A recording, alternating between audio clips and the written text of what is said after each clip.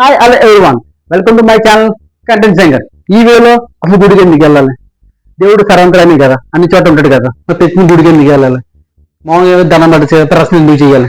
ఇది చెప్పినారు కదా, అసలు భక్తి అంటే ఏంటి అని క్వశ్చన్ మనకి వచ్చి ఉంటాయి.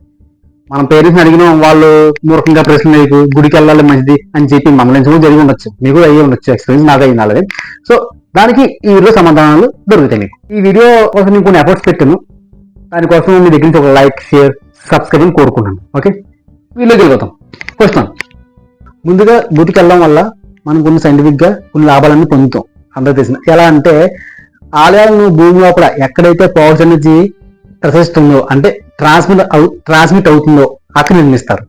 సెకండ్ వన్, ఆకర్షణ తరంగాన్ని కేంద్రీకృతమైన చోట వేదమందాలతో రాసిన రాగి పత్రాన్ని భూమి లోపల నిక్షిప్తం చేసి దానిపైన మూల విరాట్ను ప్రతిష్ఠిస్తారు.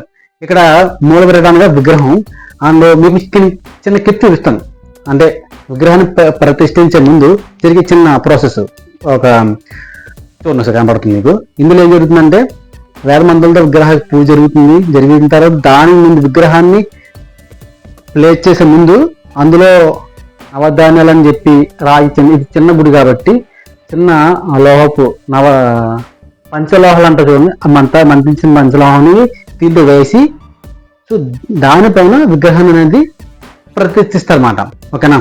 సో ఇవన్నీ ఇక్కడ ఏం జరుగుతుందంటే, ఆ రాగి పత్రం ఏదైతే ఉందో భూమి లోపల ఆకాశం తరంగాల్ని పరిసర ప్రాంతాలకు విడుదల చేస్తుంది. ఆ పాజిటివ్ ఎనర్జీని మనం గుడికి వెళ్తే పొందవచ్చు అన్నమాట. అలాగే దేవుని దర్శించుకున్న సమయంలో గర్భగుడిలోని దీపం వెలుగు, కర్పూర ఆరతి, గంటల శబ్దం, ఇలా అన్ని వైపులా పాజిటివ్ ఎనర్జీ అనేది సమీకృతం కావడం వల్ల మనం మానసిక ఆనందం, శారీరక ఆరోగ్యం పొందవచ్చు. ఇక్కడ సమీకృతం అంటే కలవడం, మొత్తం కలుస్తాయి అన్నమాట. కలిసి మనకి ఆనందం, ఆరోగ్యం రెండు లభిస్తాయి. మీకు ఇంకా సింపుల్ చెప్పాలంటే, భూమాతలో గోతత్వం అంతటా వ్యాపించి ఉన్న దాని యొక్క పరిపూర్ణ సాక్షాత్కారం స్థలంలోనే అవుతుంది. అలాగే దేవుడు అన్ని చోట్ల అంతటా ఉన్న గుడిలో తీర్థయాత్రల్లో సులభంగా లభ్యమవుతాడు, అనుగ్రహిస్తుంది చెప్పి అంటారనమాట.